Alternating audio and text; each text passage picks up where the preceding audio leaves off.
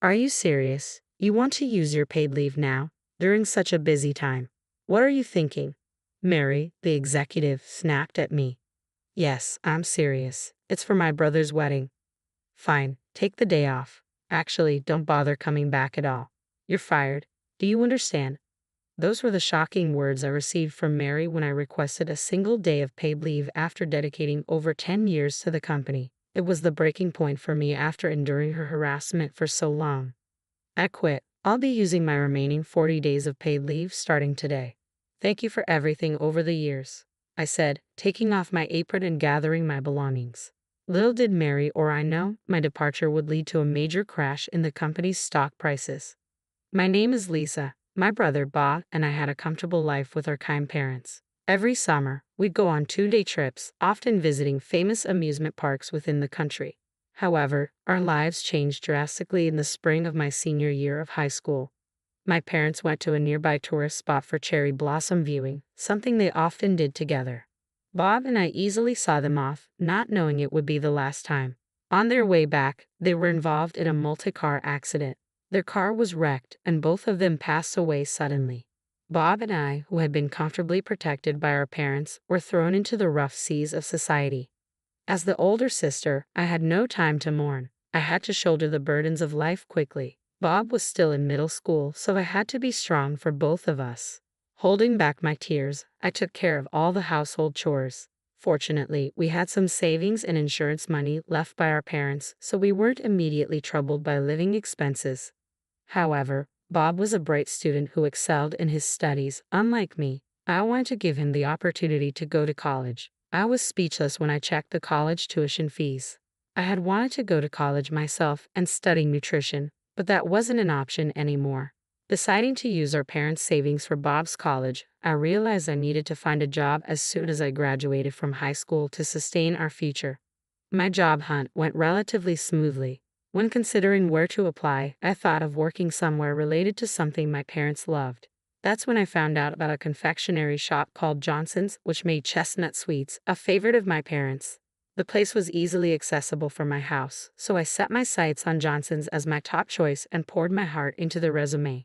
Before I knew it, I was advancing to an interview with the president and quickly received a job offer. To celebrate, I bought a special chestnut cake and shared it with Bob.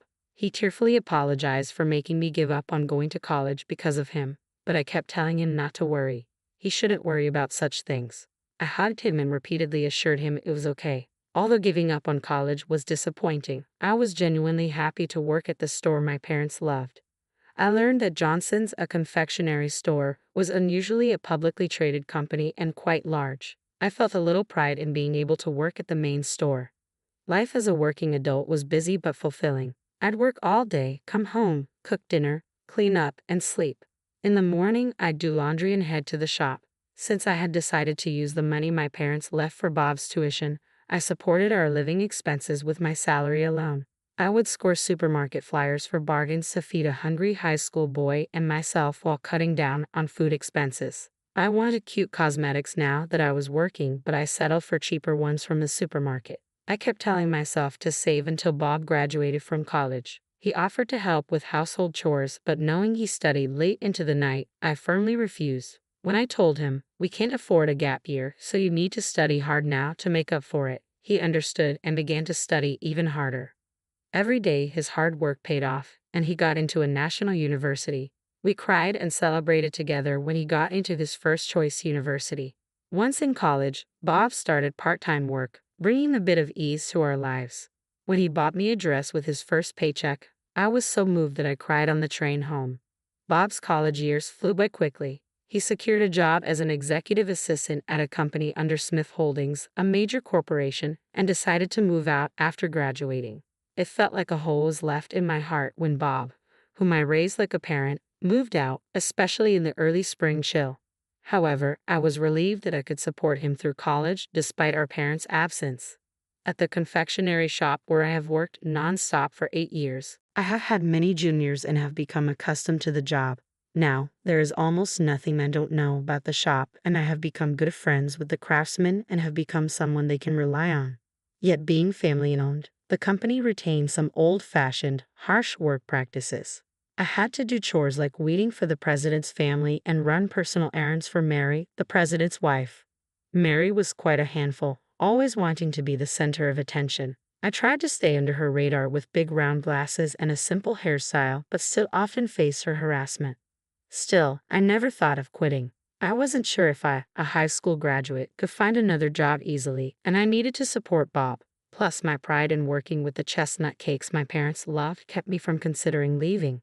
Years after Bob started working, I received a call from him, sounding embarrassed. By all accounts, the proposal was a success. His fiancée, Maria, is the daughter of the president of the Smith Group, where he works. Bob, working as an executive assistant, had become close with the president's family and quickly formed a bond with Maria. With the blessing of the president and CEO, he had proposed to Maria, and they were now set to marry. "Sis, don't cry. I'll make things easier for you now," Bob said, noticing my tears of joy. "Bob, congratulations," I replied, truly overwhelmed with emotion. I couldn't find any other words and just kept repeating, "Congratulations." The wedding was set to take place in 3 months. It coincided with a busy season at the store, but nothing was more important than my dear brother's wedding. Besides, I had hardly used any paid leave so far. If not now, when would I use it? After hanging up the phone, I headed straight to my closet. As expected, I didn't have a dress suitable for a wedding. It's a once-in-a-lifetime event for Bob, so I wanted to wear something really stylish. I'll go dress shopping on my next day off. I need to get a new small purse too, I thought. I couldn't contain my excitement, as if it were my own big day. While my mind was filled with happiness about Bob's wedding, the company was facing tough times. Unable to bear Mary's bullying, 2 junior colleagues had resigned. Additionally, a veteran male employee left to take over his family business. Leaving so suddenly shows a lack of responsibility, Mary complained, ignoring the fact that her harassment was the cause. "It's true, especially at a time when we don't have enough hands." The president agreed. President Johnson is a yes man to Mary.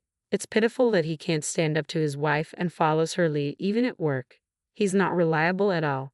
With people leaving, the president and Mary didn't even think of hiring replacements.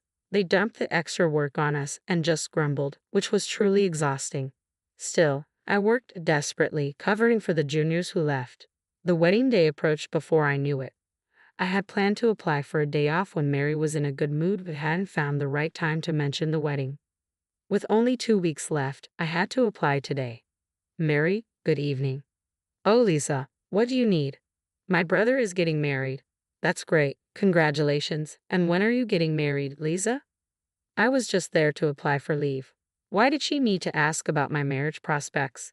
Annoyed but not showing it, I continued, "Someday I will. For now, I'd like to take a day off on the 25th, Sunday." "What? You want to take a day off during this busy period? Are you serious?" "I am. It's my brother's wedding." "Fine, take the day off. Actually, you don't need to come back ever. You're fired. Understand? Fired. Fired after over 10 years of dedicated service, hardly taking any leave, and for my brother's wedding. Working tirelessly through this busy period, even covering for those who left." Something inside me snapped. Perhaps it was the last straw after enduring years of Mary's harassment. "Then I'll resign. I'll use the remaining 40 days of my leave starting today. Thank you for everything over the years." As I spoke, I removed my bandana. Ignoring the stunned colleagues, Mary, and the speechless President Johnson, I grabbed my belongings from the locker and left the company without looking back. Despite being unfairly dismissed, I felt a strange sense of liberation once I stepped out of the company. Determined to sever all ties with them, my first stop was a mobile phone store. I changed my number to ensure I wouldn't receive any calls from the company. Then, deciding to start anew, I chose to move out of my apartment since the company knew my address and I didn't want them tracking me down. I thought about looking for a new place through a real estate agent, but then I decided to fulfill a long-held dream of living in a hotel. After all, I had been working for over 10 years since high school without any significant breaks. I couldn't spend my salary on leisure. I had been thrifty, buying only essential clothes and cosmetics, and dining out was out of the question. In other words, I had a decent amount of savings. I decided to treat myself with these savings for my 10 years of hard work. With that in mind, I checked into a business hotel near the station for a long-term stay. I jumped into the freshly made bed, marking the start of my comfortable hotel life. Finally, the day of Bob's wedding arrived. The bride, Maria, was the daughter of the well-known Smith Group's president. The wedding was held in a luxurious venue at a top-tier hotel. Thank you all for attending my sister's wedding today, began President Smith, Maria's brother, during his speech. The groom, Bob, has been working as my assistant and is an exceptionally talented young man, truly my right hand. It's a great happiness for my sister to marry such a capable and sincere man. For us at Smith Group, it's also a great addition to have such a strong character join our family, promising future growth and stability for our group. Tears welled up in my eyes during his speech. My brother had become more admirable than I ever imagined. Who would have thought he'd earn enough trust to marry the sister of a president? According to what Bob had told me, President Smith, the son of the chairman, is expected to be the next chairman of the group. Together with President Smith, my brother Bob is improving the performance of the company they currently manage. I recalled the sudden grief I faced in my senior year of high school when our parents passed away. Bob was just a middle schooler then. I, not yet fully an adult myself, seriously struggled with how to guide my brother into adulthood. Seeing the balance in the savings account left by our parents, I even contemplated dropping out of high school to work. Bob once hesitantly said, I wanted to attend a tutoring school during the summer break. I remember my smile being strained as I said, sure, go ahead and do your best. Through desperate money management and cooking efforts, I helped Bob graduate from college. Now he's doing a respectable job, good enough to marry into a more affluent family. This must be what they mean by a sister's pride. Maria, soon to be Bob's wife, was smiling happily beside him. The more I looked at her, the more I admired her elegant beauty. As a sister, what relieved me most was how kind Maria seemed. Every time something happened, their glances and shared laughter showed how deeply they were in love. It filled me with happiness too. It was during the meal with our family after the ceremony when Bob noticed something. Sis, is there something bothering you? I had hesitated for just a moment, lost in thoughts about my job situation, and Bob, sharp as ever, whispered in my ear. No, it's nothing serious. It doesn't have to be serious. Just talk to me about it, Bob insisted. It's not something to discuss on such a happy day. I'll tell you later. But now you've got me worried. Come here for a second. He gently pushed me behind a partition, giving us privacy. I teared up again at my brother's thoughtfulness. Sis, is it about your job? Did something tough happen? Bob had hit the nail on the head. Yes, it's about the job. I told them I needed a day off for your wedding, and they said they fired me. I got so mad I resigned on the spot. I ended up spilling everything, though I had intended to calm down and tell him later. Wait, sis, you worked so hard at Johnson's, and they fired you. Yes, remember I told you about that executive always giving me a hard time. She's in charge of attendance. When I asked her for a day off, she said if I'm taking time off during such a busy period, I'm fired. So I just said fine and left with my things. Bob was speechless. Didn't they call to apologize later? That was it. Yes, I just wanted to get away from the company, so I changed my cell phone number. I even moved out of my apartment since they knew my address. Now, I'm living a lavish hotel life with the money I saved. Bob didn't laugh at my attempt to lighten the mood. Maria, he called, peering from behind the partition. His bride, Maria, now in casual clothes instead of her wedding dress, hurried over, looking even softer. Bob briefly explained my current situation to her. Maria, let's make Lisa our first guest. We have a guest room in our house. I couldn't possibly. I don't want to be a burden on newlyweds. I'm actually enjoying my hotel life. Don't worry about me, I said, hurriedly trying to refuse.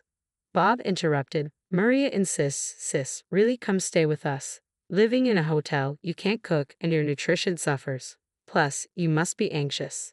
Stay with us until you find your next job. That's right, Maria added. Our father built us a house that's actually too big for just the two of us. It's perfect. Please stay with us until you feel settled, Lisa. I couldn't possibly. I feel so indebted. It's okay, Maria said gently. If you could teach me some of Bob's favorite dishes when you have time, it would help me too. Please, really, is it okay? Unable to lift my head from a mix of gratitude and guilt, I nodded.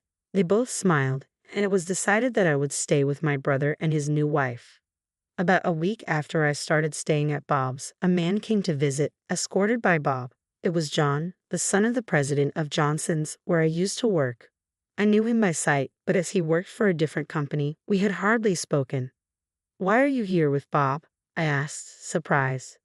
I wondered. Bob grinned. Actually, he's a friend from college. John spoke up. Regarding the many years you worked at Johnson's, my parents did something terrible. I can't apologize enough. He sincerely apologized.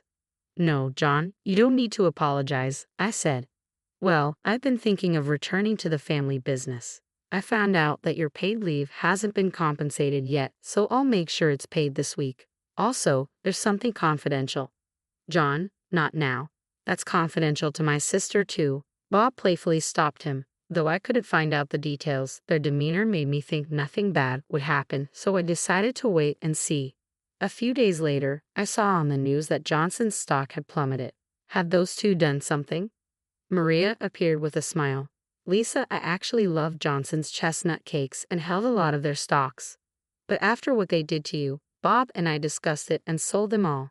My father also held shares, and he was furious when he heard about their treatment of you, so we all sold them. This crash, I held quite a bit for investment purposes, and when I sold them all at once, it seems many others are selling Johnson's shares now. She showed me the screen of her tablet, displaying news about Johnson's staff resigning and incidents of harassment by Mary. Suddenly, Bob appeared. John and I bought most of the sold shares. With that, we can have a say in the management. Being the son of the president doesn't make John the president of Johnson's.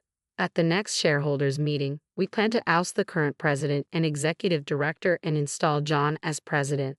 We'll clear the bad reputation and compete again with delicious chestnut cakes. John has learned proper management at another company. He's trustworthy. I noticed you and John were planning something, but I never imagined this, I said. Right, sis. When John becomes president, would you support him again? This is a letter from him. Bob handed me the letter. The letter from John contained an apology and a request for me to come back, promising to never involve the current president or Mary in the company again. He asked if I would teach him about the business, becoming his right-hand person. John and I agree that we won't make you do unreasonable work, Bob assured. I couldn't help but smile at the earnestness of their offer. Returning to Johnson's, the company I had once left behind, was tempting. I truly loved Johnson's chestnut cakes and wanted to preserve the flavor cherished by my parents. So I nodded quietly yet firmly. When I rejoined the company, I found that most of the staff had resigned and relationships with suppliers were mostly damaged. It seemed a daunting task to turn things around. However, the staff who stayed were highly motivated, filled with a desire to protect Johnson's flavors. Moreover, craftsmen who had been with the company since the previous president's time and long-term suppliers were hopeful about John's leadership, which shone a ray of hope for revival. Just as the business started to improve, the former president and Mary showed up, apparently trying to make a comeback. When security tried to remove them, they began throwing office supplies. I immediately called the police. I'll sue you. How dare you do this? Mary screamed. I calmly presented past ledgers showing their embezzlement and audio testimony from former employees about Mary's harassment. They turned to John for help, but he firmly said, "What Lisa is saying represents the collective decision of the company, including myself." The two were taken to the police, and it turned out they faced various charges, including embezzlement, tax evasion, and forgery. They ended up behind bars for a long time. A year later, a big opportunity came to Johnson's. The Smith Group, where Bob worked, invited Johnson's to join a new business venture they were funding. The offer came from Bob, the secretary to the president. John agreed immediately, and we were soon busy with recruitment and planning for the new outlet. It was a busy time, but a dreamy kind of busy. Riding the train for another site visit, I reflected on how far I had come. There was a time when I wanted to give up everything, but through years of steady work, I reached where I am now. Steadily and sincerely building things up, slowly but surely, is important. Looking at the recent performance graphs, I was reminded